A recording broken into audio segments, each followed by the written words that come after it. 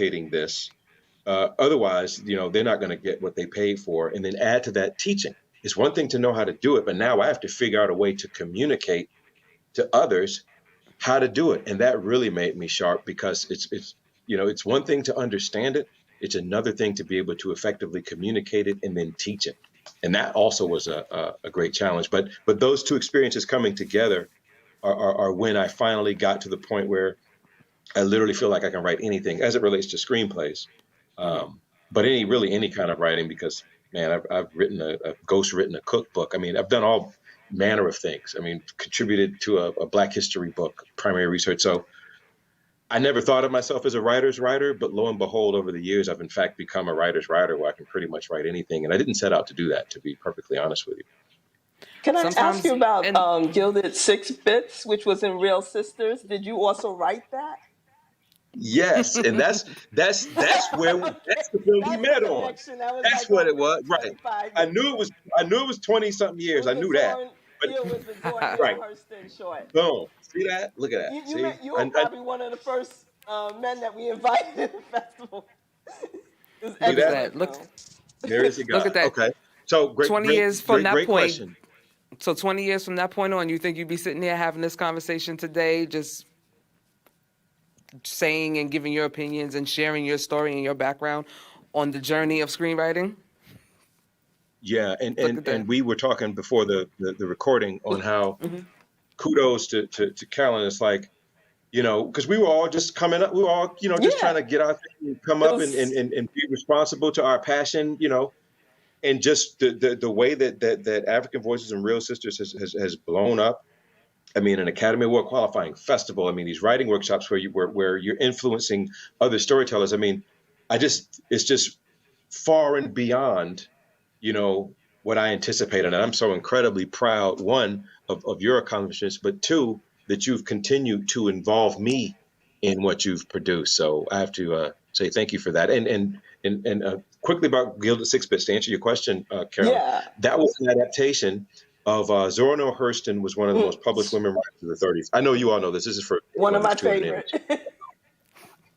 So I adapted her first shorts. I was the first person to adapt any of her works for film. She had tons of her work adapted for stage. And The Gilded Six Bits was a few years before Oprah did The Eyes of Watching God for ABC. So I didn't know how to write an adaptation, okay? But I will tell you what I knew how to do. I knew how to honor the spirit, at least that was my goal, to honor the spirit of the work and to be faithful to what she wrote, to be faithful to what she was trying to communicate. So I was very much like, a theater actor. With a theater actor, that script is another reference, Jessica. It's like the Bible, right? So you were hitting all them buttons in the intro, and I'm like, now we're circling back and doing callbacks. No problem. So I was like, look, I have to do Zora justice. So I didn't really know how to do an adaptation, but I did know how to serve her vision. And I think I did a good job, because you did. What made well, thank you. And that's what makes me feel better. The Hurston fans saying you did a good job rather than, oh, you're some brilliant filmmaker, because look, come on. And we know in the Black arts community, Zora is sacred. You don't mess with Zora stuff or you're going to have some problems. Absolutely. It's like, if you're going to do it correctly. Otherwise, like you said, there will be problems. And not just from her fans, but from the public in general. Like, okay, wait a minute, you dared to touch this piece of work and then you didn't do it correctly. And I think that goes for just any legend. I think a lot of folks, even like one of the greatest, like Richard Wright or Baldwin, a lot of those thought long and hard before they decided to go down that road, just for the historic aspect of these authors. So do you think, you being an author yourself, that was made that transition a little bit easier, knowing that, okay, being a novelist, I know what this foundation means, and now I have to take this and then convert it to screenwriting for film? Well, the answer is no, because whenever I did The Gilded Six Bits, we shot in 1998, which means that it had to be a Real Sisters. It was either 99, 2000, because it was on Showtime in 2001. Okay. So, and I think we did Real Sisters before Showtime. Yeah, it was before Showtime. It was before Shaw. Yeah. So I hadn't yet published, any novels. But I will say this, Jessica, that me being an author, it's more difficult for me to adapt my own work into film. but it's very easy for me because I'm one of the projects. I know one of your questions was what are we working on now? But right now I'm in the midst of adapting. I've done the treatment. It's a book that will be a holiday Christmas film. Really? Okay. And the author, she knows me through author circles, right? And she knows that I'm a filmmaker, and she just had one of her books done into a film. This will be her second one. But it's easier for me to adapt someone else's novel into a screenplay than my own because I'm so close to it. It's like, you can't see your family member's ugliness because they're this close. So it actually makes it harder when it's my own work, but easier when it's someone else's. Is it kind of like sort of that, doctors make the worst patients, lawyers make the worst testifiers sort of thing? Here's why I think it's different than that. I think that's a great analogy, but not in this particular instance, because I think it's more akin to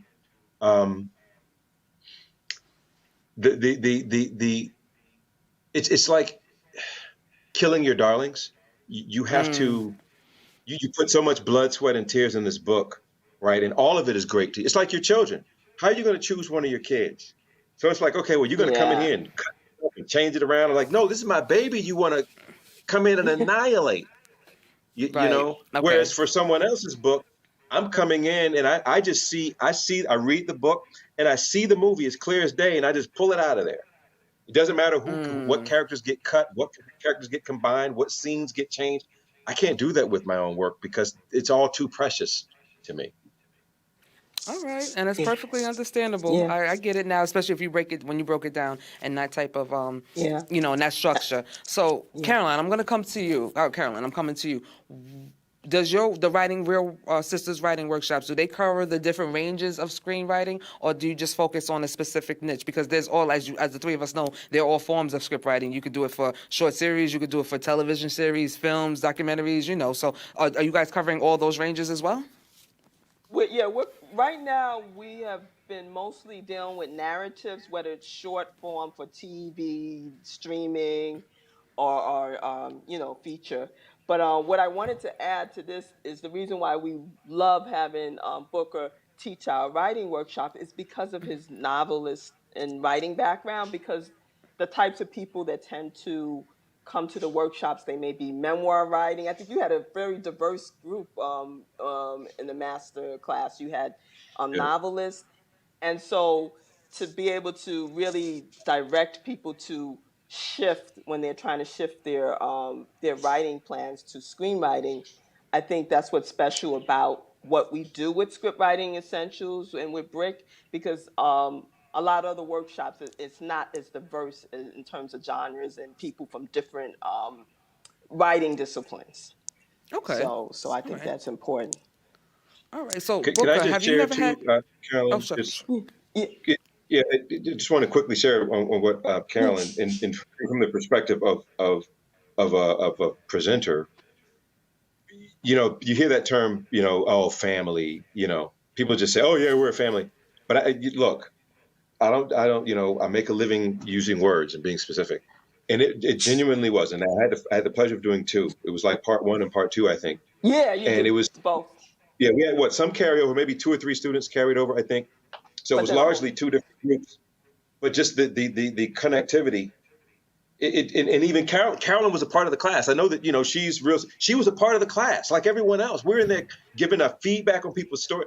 It really and truly was like a family. And I've done tons of workshops, and that one was unique for that reason, because it's like we had people from in their 60s to in their just the people 20s. Still in college. Yeah, still in college. Yeah, still in college. Yeah. So come on. You're talking about that kind of age range, and everyone is still feeling comfortable enough to share. And then when Cicely Tyson passed, it was in the middle of our class. Yeah. And we all just paused. Stopped.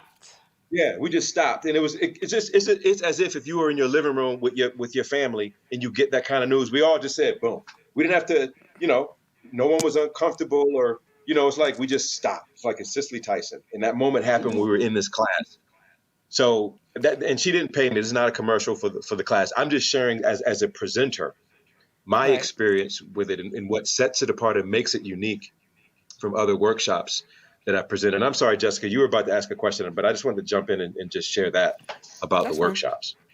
No, that's fine. And that's actually a tidbit to what you guys were saying. And when you work in workshops like that, it's not always easy to create that sense of family. So the fact that you were able to do that speaks wonders. And I think that speaks a lot to your tutelage as a professor as well. So kudos to you for that. And Cicely, may she rest, one of the many legends that we love. So the question I was going to ask you, Booker, is have you ever had any experience with writing in groups? Because sometimes it's not always the individual that's writing. Sometimes you have to work in a team of writers and actually, band together and share each other's ideas, and sometimes bump heads in order to, get the foundation of the script done. So have you ever embarked on any of team writing? Yes. So I've never been a part of a writer's room. Mm-hmm. And at the same time, I've developed a television series that I'm looking to sell, at Okay. which point I will have a writer's room. So I look forward to having that experience. But not quite what you're asking, but something that I did recently experience that was unique to me was the last short film I did, which was in Real Sisters as well. Thank goodness, right? I enjoyed being in it. And it was the first thing that I directed that I did not write, which was Okay. it was a different experience for me. But it was also one that was fun and engaging because it took I'm the writer director, and it's not that I'm an egotist and that's what I do. It's just the way it's always been. So Okay. in the same way that was a unique experience that um, I had never been a part of, but I enjoyed it. I look forward to having a team of writers. As someone who you're isolated writing scripts and book proposals and series overviews, and now you actually have people who are as talented as you and some even more talented than you, helping to flesh out this story. You kidding? That is, I very much look forward to that. That'll be exciting. Oh, definitely, We definitely had sounds two exciting. co-writers in that workshop you did, the master class. We were two Yeah. journalists. And that was deep because we saw their process as they were joining the class to specifically try to, write their script. And you really helped them with that. I saw the Mhm. process. Yeah. That's And interesting, Caroline. they've Okay. written. Yeah. Go ahead. I'm sorry. Go ahead. Go Yeah. ahead. Oh no, that's interesting. This Caroline, is that something that you think Real Sisters might embark on, like team writing workshops? We always encourage people to come in as a team and also to leave and to find partners. I know another aspect of Booker's class is that we had two memoir writers who from our other workshop, and they Okay. found each other and decided to kind of just continue to help each other afterwards. So we definitely encourage that. But I thought it was Nice. amazing the way they were co-writing in the workshop. That's Booker, you wanted to say Victoria something? Christopher Murray. Yeah, it's Victoria Christopher Murray and Rashonda Tate Billingsley, and they have written together. They've written a ton of books themselves and a ton together. But Victoria's book, her most recent book, just came out, The Personal Librarian, and it's the story of Richard T. Greener, who was the first Black Harvard graduate. His daughter Okay. and her story. And yeah, they both have had several of their books made into films. And what they're embarking on now is, because they'll write these books and then turn it over to a production company or a network, and then someone takes their story and shapes it how they want. But they are both now learning screenwriting, which is why they took the workshop, so that they can adapt their own books rather than having screenwriters come in, because it serves two purposes. One, that's a check you get to keep. And two, you have more control over that baby that you birthed. So yeah, that was a really cool experience having the two of them wrote who wrote and write novels together and were writing, I think both scripts they presented, they were writing those scripts together, which is pretty amazing. Very And much that so. workshop kind of became a writing room for them because I saw all of the participants just jumped in, and it made them look at different scenes and they would come back with the scenes changed. So this workshop has been really a journey for whoever comes to the workshop. That's awesome. Yeah. Uh, Booker, would you share with us any experiences that you think are, well, not even so much experiences, what would you think are some of the difficult aspects of screenwriting? Fear and anxiety fear, anxiety, and insecurity. Okay, so this project that I was just telling you all about, this Christmas film, which I've only written the treatment, so it hasn't. The network is looking favorably on it, but nothing has been officially greenlit. So in that, I'm dealing with, okay, here's the book. In the book, I read the book. Wow, I never laughed so hard reading a book in my 50 years, right? And my wife's even like, man, you were laughing at the book. So now I have this fear because I want to take that same feeling that I felt as the reader from the book and now transfer that to a treatment. We haven't gotten to the script yet. Transfer that to a treatment. So I'm terrified because, okay, as artists, and come on, everyone who has an artistic bone in their body, that you're going to vacillate between I'm great and I suck. Okay. Right, So right. because of the fear of this book was so good, now I have this challenge of how do I make this book? Well, one, I have to find the story in the book, and then I have to make this treatment read as well as the book so that the network says yes. So I'm thinking I suck. I'm afraid. I don't want to ruin the book that's in the that I'm adapting, right? So what do I have to do? And this is something I just told my students in class yesterday. The sooner that we accept that fear and anxiety and insecurity are a part of the process, right? And it's never going to go away. It's those are legitimate human emotions that we were given to live life. A range of emotions that we have, right? So now it's about managing it. And for me, the way I manage it is calling my own bluff. All the times where I'm like, all right, that's it. I'm done. I quit. Forget it. I'm done. I'm like, well, okay, so what are you going to do? So, okay, the stuff you pitched last week, if it comes through today, you're going to be like, nah. Oh, okay, and then that idea that comes to you, right? You finally figure out that story problem that you're not going to. So I have to call my own bluff. It's like, dude, that makes no sense. You're acting out. You're having a tantrum, right? Get over it. You have a deadline. But beyond skills and ability, more than anything, is managing here and here. Because you're going to get no more than you get yes. That's just the truth of the matter. How do you manage getting kicked in the face constantly and told that you suck until you get that yes? How do you manage that?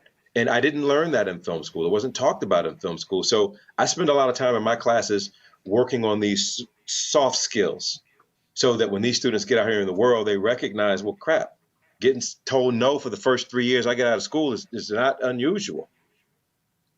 They should have a class specifically on that.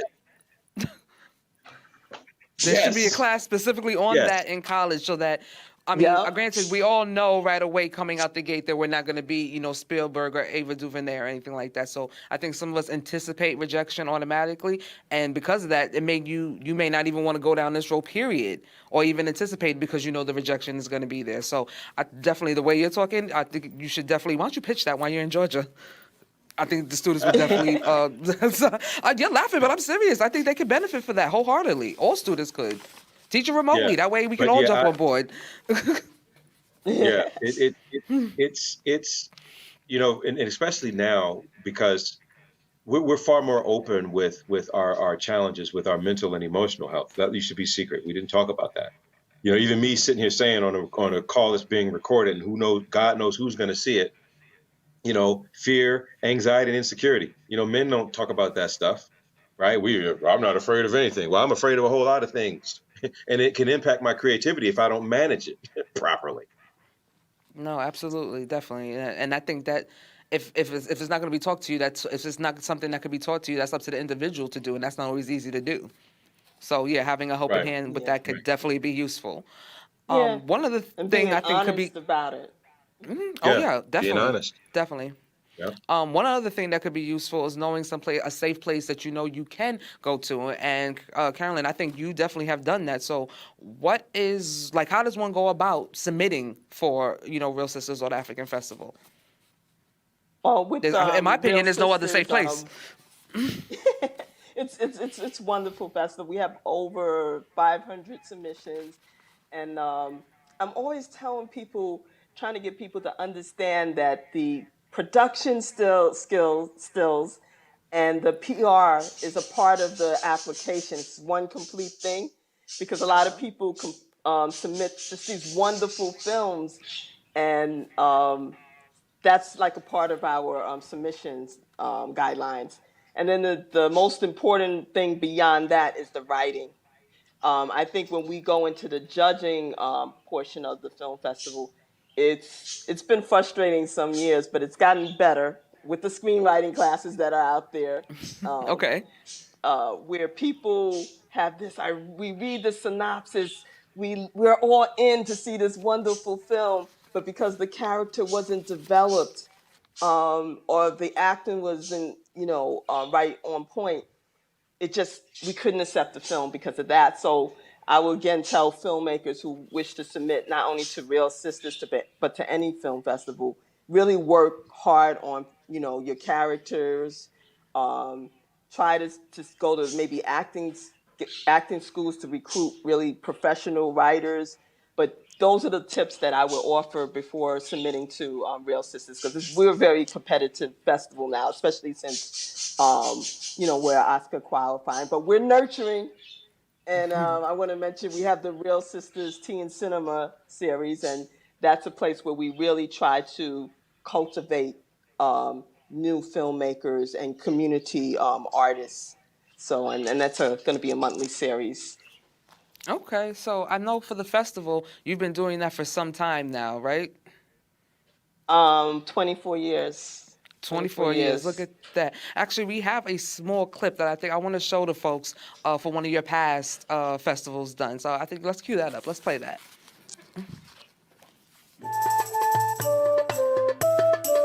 And anybody new? No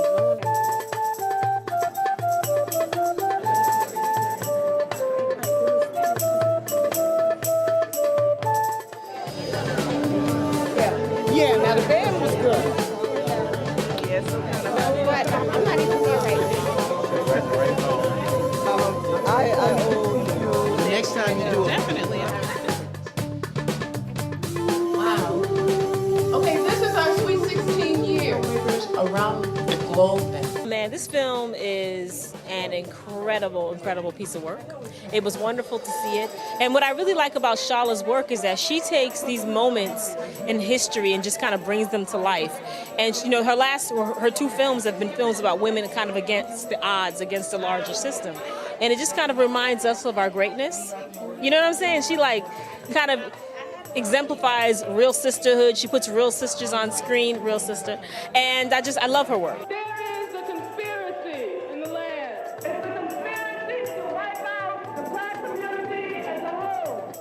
It's wonderful that we've had an opportunity to see films that are produced by women of color. And the Free Angela film was very revealing because it showed me, I lived it, but it showed me history that I wasn't completely aware of. So it was very illuminating. And I am so happy that she did it. I want to thank the sister for doing it.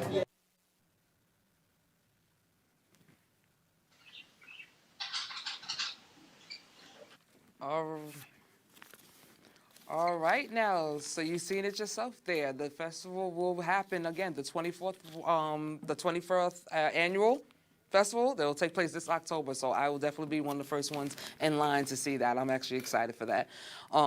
So, God, you had mentioned earlier that what you were working on currently, but when is the next time you're going to teach for Real Sisters? Because now that you're out there, some folks might just want to specifically take the workshop with you. I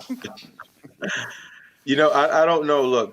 Look, Carolyn always has something in her bag of tricks. We'll go, we'll go many months, sometimes even, a couple years, and then it's like, boom, we connect. Hey, and it's like, I don't know. Out of the blue. Nice. Yeah, that's Nice. Look, that's a Carolyn question. I don't know. No, Book is gonna be back. Okay. Yeah, just Book let is me know. gonna be back. Let me know Yeah, when we that time will. comes. So he'll be back. The piece that you said you were currently working on, you said it hasn't been green lit yet, but if it does, and you said it was a Christmas film, so could we anticipate it for this Christmas, or are you looking to do some like Christmas in July sort of thing?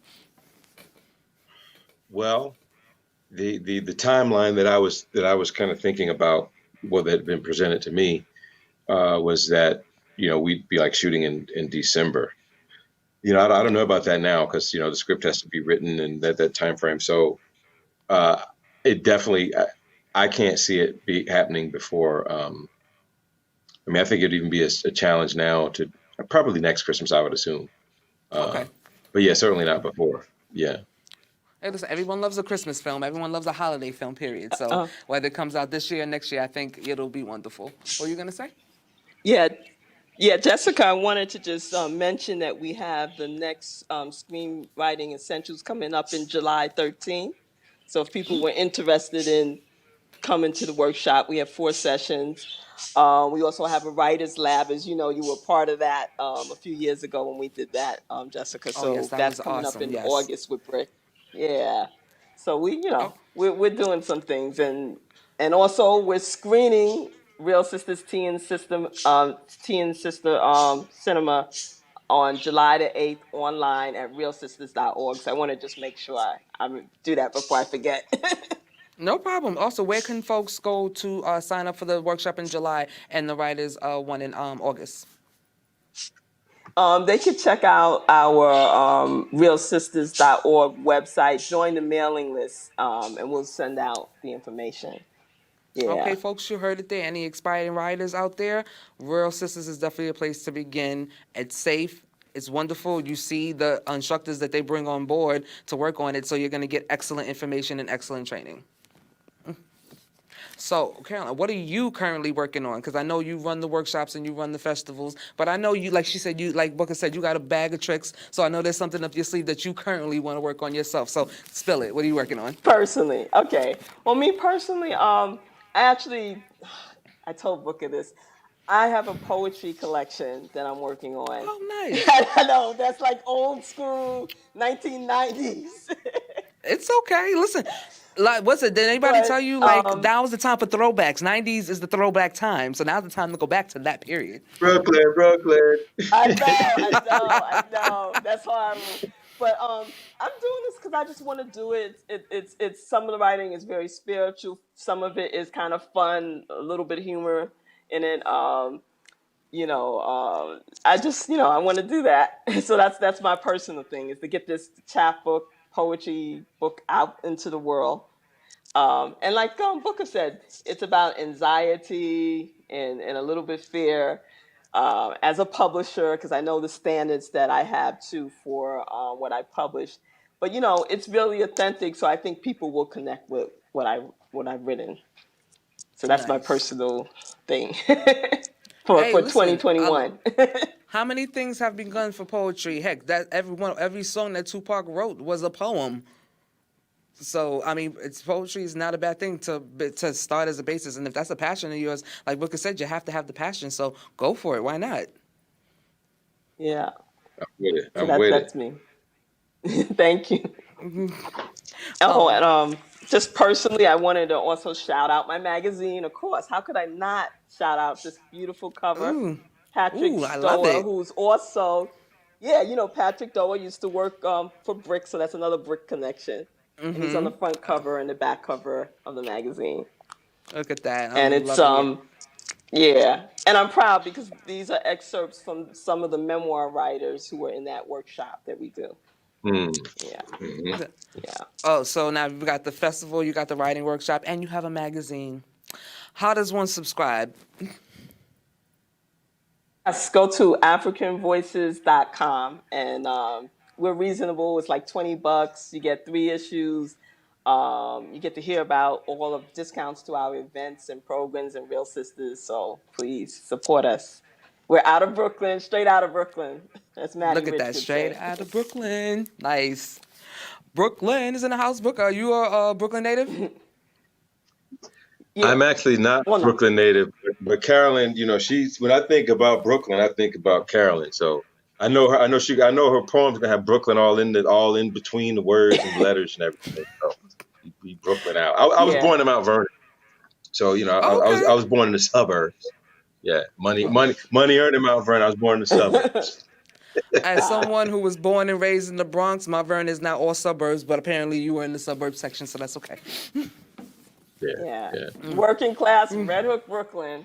So I literally was the like what Maddie Rich was talking about. I was one of the people in Red Hook projects. So, Okay. it's just great to be able to tell that story as well as the many other stories out there through my magazine. I definitely would love to hear that poem when next time I see you. So, Booker, is there anything else that you can add or anything that you want to say or any tips that you can share with the audience that could be enlightening or useful for themselves moving forward?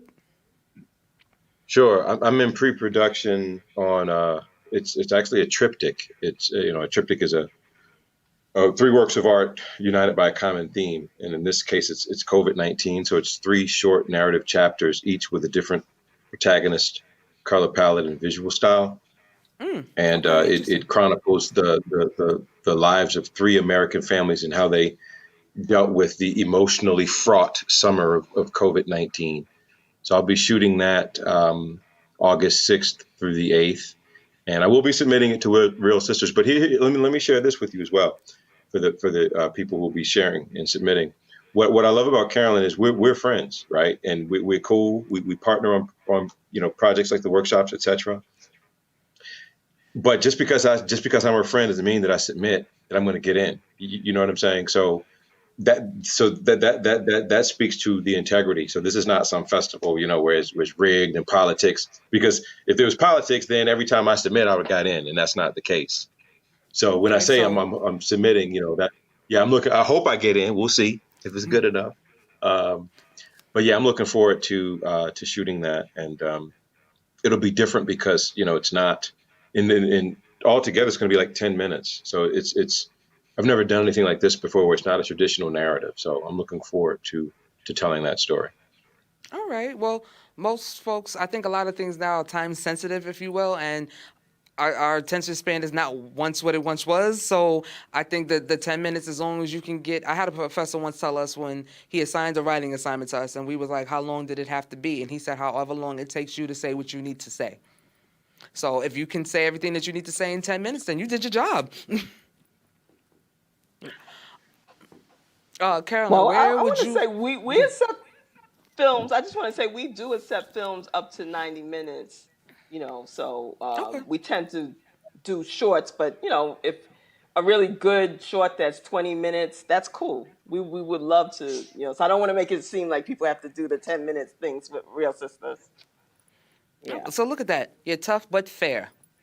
So listen, folks, there's no other. I would definitely run with this. Where would you like to see Real Sisters in about, say, 5 years? Well, we're heading in a way where we will start to stream some of the films that we have in the festival year round. Mm-hmm. The thing that I also love is that we're a writing center. I didn't even mention we just got Spelman College to archive the magazine Oh itself. wow. And how I see it is that the whole organization of African Voice, you can actually take a short story, you could create a film from that short story. So I would like to see more African voices supporting development of writers, their careers, development of filmmakers. We're also about to launch a fellowship where someone would get $2,500 to make a micro film. So those are the way that's the roadmap that we're taking in developing our organization as a true arts organization that supports artists. That is So this is my amazing. Especially congratulations on the making that connection with Spelman College. That is awesome. Have you made any like were you able to team up with other historically black colleges in the past?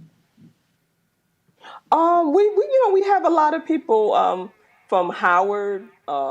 We have a Nice. lot of people with those connections that have invited us to do screenings or do poetry and art presentations. So we work with different historically black colleges. But we just were excited about Spelman because of the woman. It's a black women's college, and a part of the archives, obviously, is going to be Real Sisters. We're going to have a complete listing of all the films we've done over the 24 years. I think this is going to be of value to people in the future, the young generation coming up. And I'm just excited about it. I think if we can see African voices with going in our 30th anniversary, so we Mm-hmm. would like to see that 50 years from now, we're still here. Look at that. Listen, I'm excited for you. This is great news. Is there anything that you want to add or say, or any tidbits that you can give that can definitely help the audience? I mean, you've already done more than your fair share. We Thank just you. created this platform, but Me? Well, I just want people to keep writing and finding outlets, whether it's Real Sisters or Urban World. Um, I want us to create our own distribution. We're always talking about that, right, Booker? I just wanted to see it happen. So, I mean, even if we are just a small platform that grows, maybe that'll be something that other people will implement too behind us. So that's what I really want to inspire people to, just like we have to have our own venues. We have to have our own places where we can present our own stories. And as you know, you're in the nonprofit arts world, so you know that can be challenging as well sometimes. oh no, So I think absolutely. that's But that's a story. no, absolutely. But I think we do have this hope. I do have hope moving forward. Not just with like Real Sisters and all the work and hard work that you guys do, but with the powers that be that have already been out there doing it. Like, how many of Hollywood's elite, Black Hollywood's elite, have their own production company? Tyler Perry now has the studio. He did everything he needed to do, and now he's got that space. Oprah has the network. Like, we're growing. We're slowly growing, and it's coming. So our platforms will be there. I'm just waiting for that social media algorithm to come our way. That's what I'm waiting for. And then we Okay, have so Clubhouse. I was Oh, going yeah, to say we have Clubhouse. Clubhouse too. we do Yeah, have we're on Clubhouse. Yeah. Clubhouse. We're gonna start to extend the workshop. I didn't mention that on Clubhouse, where there could be conversations that people could really network, and create a larger community beyond just the workshop.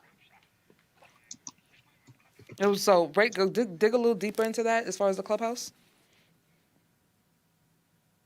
The Clubhouse is the audio platform, and one of our ongoing workshop creators, Dana Verndy, who's taught Okay. us a couple of our workshops. She's going to be one of the people who will host like a Real Sisters writing room online. So that means if people are in our workshop, they could look at Clubhouse and come to have conversations about production, about opportunities, about behind and in front of the camera. So that's what, and we're going to deal with those issues there on Clubhouse. We want to have a presence too in that. It's a new platform, and we think that would be another way to keep that community, like I said, growing. Okay, no, definitely sounds And like a plan. hopefully, Jessica, Absolutely. you can join and be a part of it. Oh, listen, at this point, I'm willing to join a part and be a part of anything, especially if it helps and better our folks. Definitely, absolutely. Okay, so folks, we were having a little technical difficulties there on YouTube, but now we're finally there. And for folks who are listening or at home, you can go on our go onto the YouTube and put in any questions that you might have for Caroline and Booker in the chat box, and I will ask them for you. So just feel free to ask away. Do you guys have any questions for each other? Even though I know you guys go way back, but feel free to ask anyone. Ask them. Well, could I just say, I have to say this, Jessica. I love your pants. I'm looking and thank trying you. to read it. I'm sorry. It's okay. It's all right. Listen, I got a lot of news clippings here, so it's not going to be easy to read. But yeah, guys, we're live on YouTube. If you have any questions, feel free to throw them in the chat box, and I will gladly, ask them to the panel.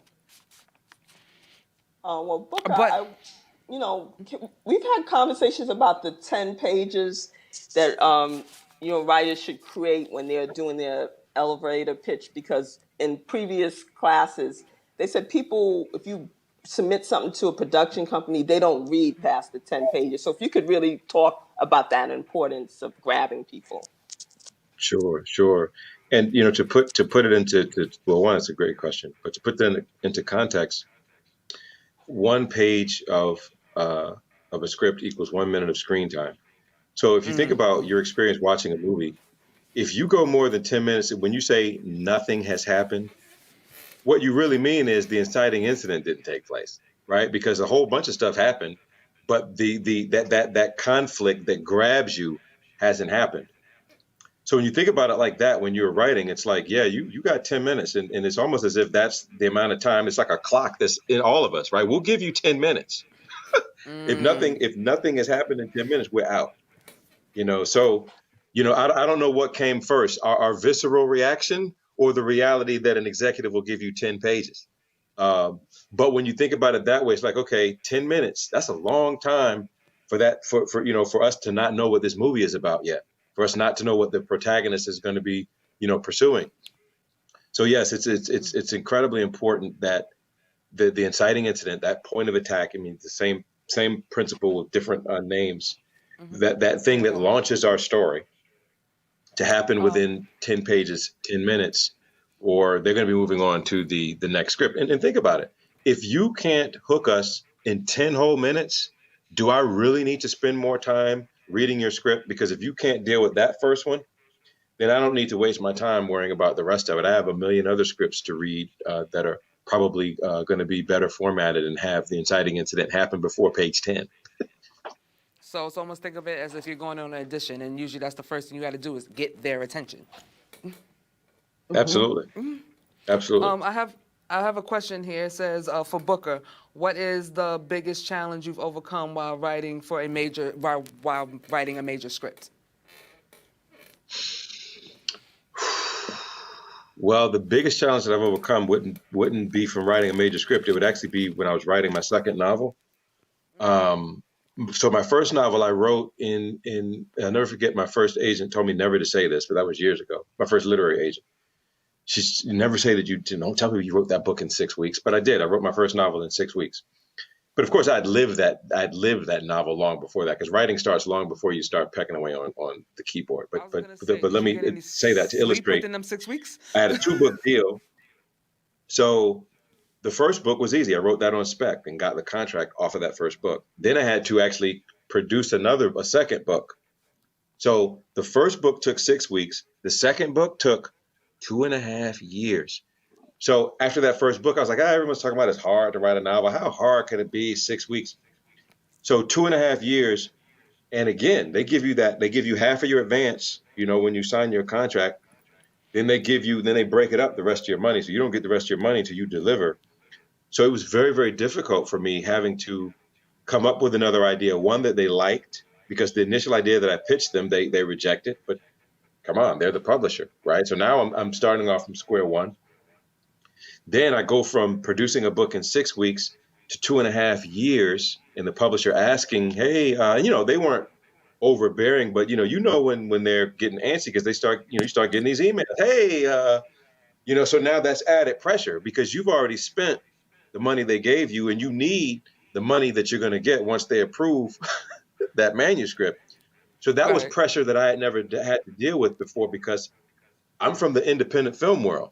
I raise the money and then I shoot whenever I want to shoot. It's not a publisher who's paid me money who's now saying, give us a story. We don't like the first one you gave us. Come up with another one. And now you got to write it before you get the rest of your check.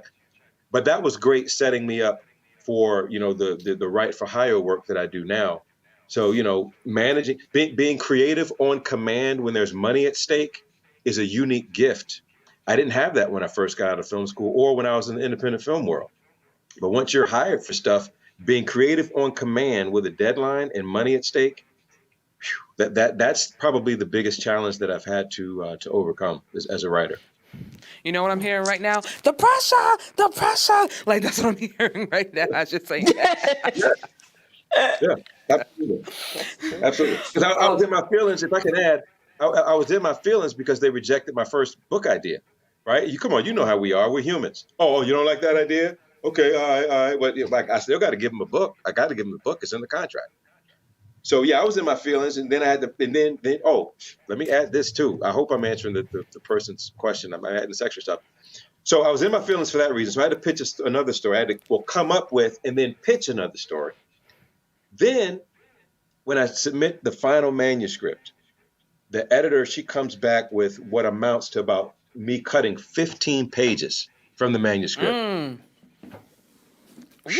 I was so livid, okay, that first agent that I had, and she was actually a good friend of mine beyond being an agent. I was so mad. I'm like, well, let's pull the manuscript. I'll give him the money back, and she had to talk me off of the edge of the bridge, right? And then once I stepped back from the edge of the bridge, you know what I realized? My editor was right. She was right. But again, kill your darlings, right? I thought this manuscript I submitted was perfect and ready to go. But she was right. After I, got out of my feelings. Okay. Oh, well, that is definitely a challenge that I'm seeing, and I'm hearing a lot there. But like you said, sometimes like when you take yourself out of it and actually look at what it was that she was saying, you realize like it was worth taking those out, right? Okay. Absolutely. So it's like we live and we learn. So I have some more questions here. Should you create characters of a story before actually writing the script? That's a question. It's whatever happens. For me, I have I speak notes into my phone, and I type some into. So for me, it really depends. I've had stories that started as characters, and then I had stories that started as an idea, and still others that started with an interesting setup, right? So it really depends. If you have some characters speaking to you, write them down. Don't not write it down, because there's I had a story problem in my second novel. It's amazing this second novel keeps coming up. So I had a story problem that I remember overnight I came up with the idea. It was like a revelation. It had to be from God. And I'm like, oh, I'll write it when I wake up. To this day, I still have no idea what that was. So, and I fixed it some other way. I don't know if it was as good as the other idea or not. But if your characters come first, write it down. If the idea comes first, write it down. If the setup comes first, write it down. The key thing, if you're serious about writing, is that you're going to be writing every day. It could be 15 minutes a day, Monday through Friday. Okay. So then, now I have this idea. Okay. So on tomorrow for my 15 minutes, I'm going to work on that idea. Well, it's a great setup if, we had 3, African-American artists, on a Zoom call of, doing a workshop. And then, okay, that's my setup. Now let's work that. Well, who's the protagonist? Who's involved in who, right? So you just develop it. So whatever comes to you, grab onto it and use that to build on to the next step. Okay, that's actually keen advice. This one is actually for both of you. What sort of script projects are really gaining attraction on the festival circuits these days? That's Carolyn all the way. Yeah. I'm thinking about it. We just, we're getting quite a bit of films on COVID, obviously. So we're getting a lot of that. Last year we also received quite a few films dealing with mental illness and actually suicide. So people were dealing with really heavy topics. And then, in general, it's very diverse. I mean, but beyond that, the recurring themes. And for us, obviously, anything that's dealing with women, women who are coming out and talking about being a lesbian or being transgender. So those are a lot of films that Real Sisters embraces and we get as submissions as well. Nice. And those really are deep topics that you mentioned, but a lot of them seem to all coincide with the pandemic that we spent the last year and a half in. So I can definitely imagine why folks want to focus on those areas. What programs are screenwriters using these days, and what is the best for like first timers or non-professionals? I think that's a great question. Booker. Yeah. Yeah, Final Draft. I'm sorry, y'all. My camera's. I had to plug in my laptop. Started losing power, and I messed up my camera angle. So please forgive me for the camera movement. Come on, sorry. filmmaker, get on the ball now. Come on. Yeah. See, I'm a director. I'm not a DP. Final Draft is the industry standard. And the cool thing about Final Draft is, if you're a student, for example, you can get a student discount. So it's like $130 as opposed to, I think, $250. But there are some free options. There is Celtics is very popular. And hold on, I have another one that I'm going to tell you all about. And I just found out about this one here recently. Hold on one second.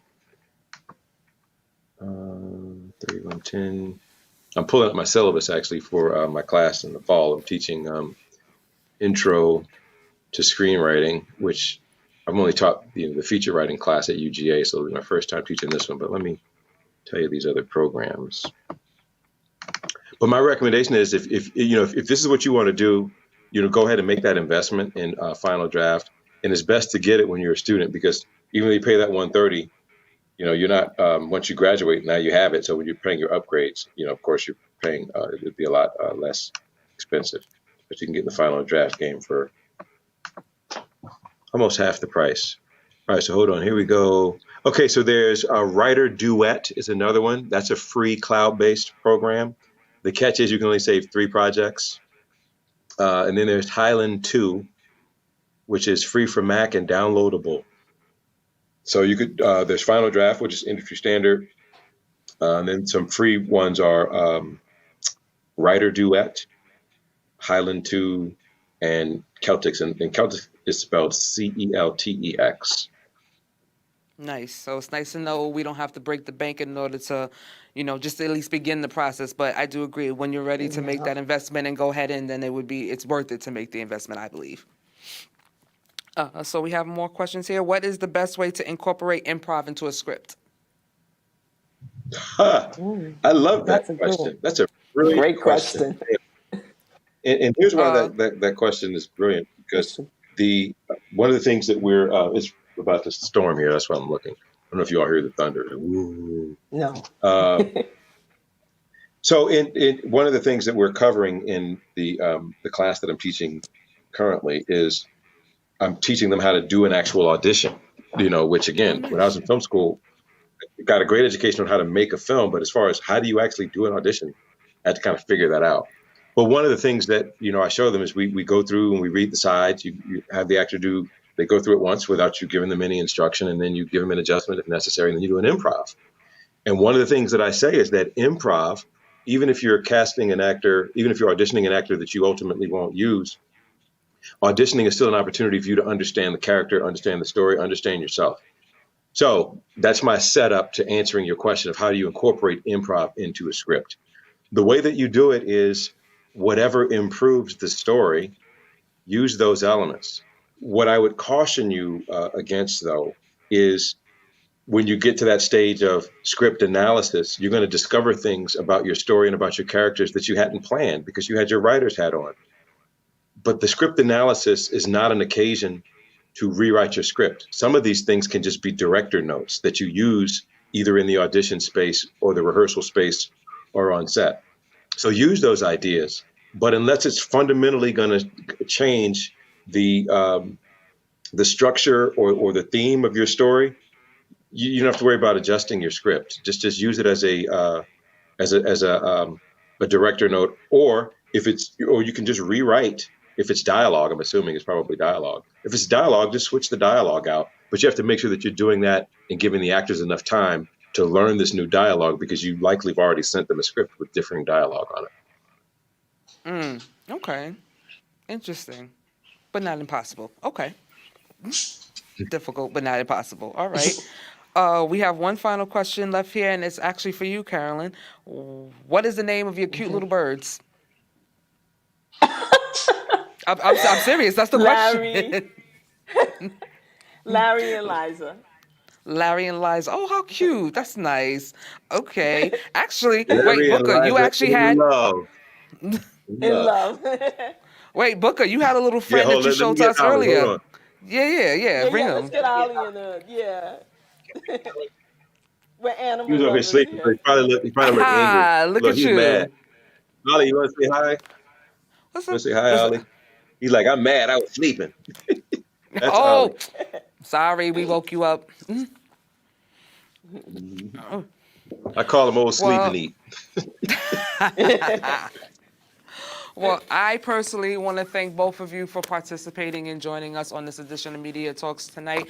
I thoroughly enjoyed the conversation, and I'm sure the folks watching were able to take some valuable information away. At least I hope they did. I know I did. But again, just thank you guys for participating so much. It was our pleasure. Thank you. Thank you. For you folks at home, thank you for tuning in to this edition of Media Talks. We'll have more for you moving in the future. For any aspiring screenwriters out there, you heard Carolyn, go check out realsisters.org. In addition, if you're interested in taking any media classes or even some scriptwriting classes with us, you can go to BRIC Arts Media /classes. Look on the website. There's something there for everyone, I promise you. Good night. Stay safe. Stay healthy out there. And in this particular case, stay cool, okay? It is a scorcher out there. Take care, everyone. Good night.